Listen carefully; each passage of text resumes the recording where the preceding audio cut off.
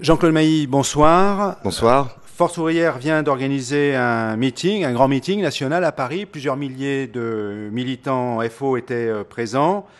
Est-ce que ce meeting va agir, va permettre d'influencer les politiques économiques et sociales ? Ce meeting, nous l'avons tenu à la demande des militantes et des militants. C'était un meeting avec comme thème solidarité contre l'austérité. Sont d'ailleurs intervenus à notre meeting, y compris des camarades belges, espagnols et grecs. L'idée est de dire à la fois la logique d'austérité en France comme ailleurs, c'est suicidaire, parce que à la fois ça détruit de l'emploi, ça détruit du service public, ça plombe complètement la croissance économique, et il faut sortir de cette logique à la fois au niveau national et au niveau européen. Donc ce meeting pour nous c'est une étape. C'est une étape, ça montre également que les salariés, tant dans le public que dans le privé, mais aussi les demandeurs d'emploi et les retraités attendent effectivement qu'il y ait un véritable changement de leur situation en termes d'emploi, en termes de garantie de services publics, en termes de pouvoir d'achat. Donc c'est une étape pour nous et comme je l'ai toujours dit, nous n'hésiterons pas à mobiliser quand il faudra mobiliser. Alors justement, la crise ou l'austérité, c'est la crise, c'est l'emploi. L'autre grande actualité de ce début d'année sur le plan social, c'est la signature par 3 organisations syndicales et les organisations patronales d'un accord. Il est censé à la fois sécuriser l'emploi tout en améliorant la compétitivité des entreprises. Il est présenté comme un modèle de ce qu'on appelle maintenant la flexisécurité. Qu'en pensez-vous ? D'abord, la flexi-sécurité ou la flex-sécurité, comme certains l'appellent, c'est d'origine dans les pays nordiques, et y compris dans ces pays aujourd'hui, on se rend bien compte qu'avec la crise, ce modèle ne tient pas.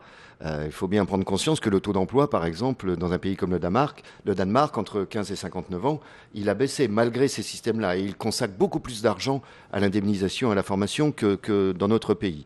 Alors, l'accord qui a été signé, que Force ouvrière a décidé unanimement de ne pas signer.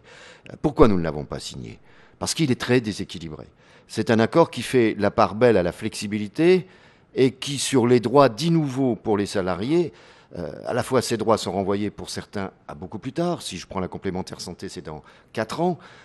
Et si je prends sur d'autres points, c'est aléatoire parce que c'est soumis à d'autres discussions. Ça veut dire que le patronat a obtenu satisfaction sur des points qu'il réclamait depuis longtemps.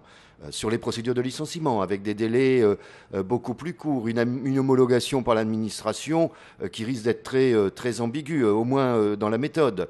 Le fait que dorénavant, par des accords d'entreprise, on pourrait baisser les salaires, ce qui serait une nouveauté dans notre pays. On peut parfois, quand la situation est difficile, jouer sur la modération salariale, jouer sur certaines primes, mais on n'a pas baissé les salaires. Là, on pourrait rentrer dans une mécanique de baisse des salaires, ce qui, entre nous, conduirait là aussi à faire chuter la consommation. Contentieux. Les salariés n'auront plus 5 ans pour se retourner en justice s'ils considèrent qu'ils ont été lésés, par exemple, sur leur rémunération, mais sur 2 ans. Donc, autant d'éléments qui rentrent dans la logique du patronat, selon laquelle, si vous voulez qu'on embauche demain, il faut d'abord nous permettre de licencier. Or, en période de croissance zéro, ils licencient plus qu'autre chose. De l'autre côté, du côté de ce qu'on présente comme les droits des salariés, je vais prendre 2 ou 3 exemples pour me faire comprendre. D'abord, on nous dit on va pouvoir mettre en place un CDI pour les intérimaires. A priori, on dit tiens, un CDI, c'est bien. Sauf que c'est un nouveau contrat de travail, un nouveau CDI qui va percuter les autres. Deuxièmement, c'est une demande du patronat du travail temporaire pour une population limitée d'intérimaires, ceux qui sont les plus qualifiés. Par exemple, prenez un soudeur de haute catégorie qui lui trouve du travail. L'agence de travail temporaire va se le rendre captif. À partir de là, il ne pourra pas travailler ailleurs. Et entre 2 missions, on ne sait pas qui le paiera en même temps. Donc c'est plus destructeur qu'autre chose. Et le gouvernement, d'ailleurs ancien, avait essayé de le faire passer. Il avait hésité à l'époque.